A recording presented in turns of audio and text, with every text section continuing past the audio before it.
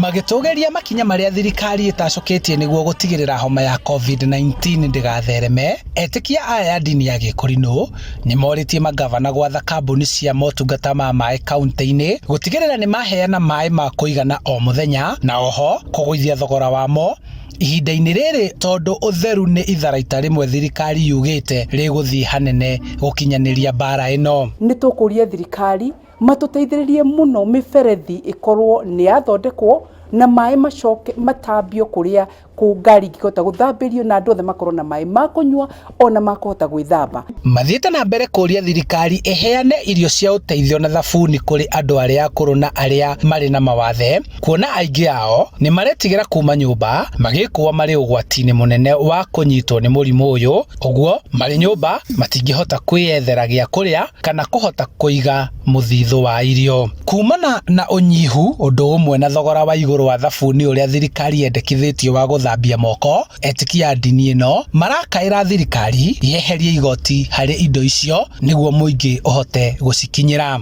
Ningihoya makambuni maria mathondekaga thabuni thirikari imagwithirie igoti nigetha mahote guthondeka thabuni na thogora munini, na nigetha mundu ucio wathi wa njiku wathi ahote kugura kibande na nigetha akahota gwithamba. Kaunti ya Kiambu ikoretwo muhari-ini wa mbere gutigirira ni yathomithania njira cia kwigitira na homa ya COVID-19. Athuri a ndundu ya agikuyu na kanitha makinyitanira na thirikari gutigirira githomo na uteithio uria wagiriire nicio ciakinyira aria maracibatara.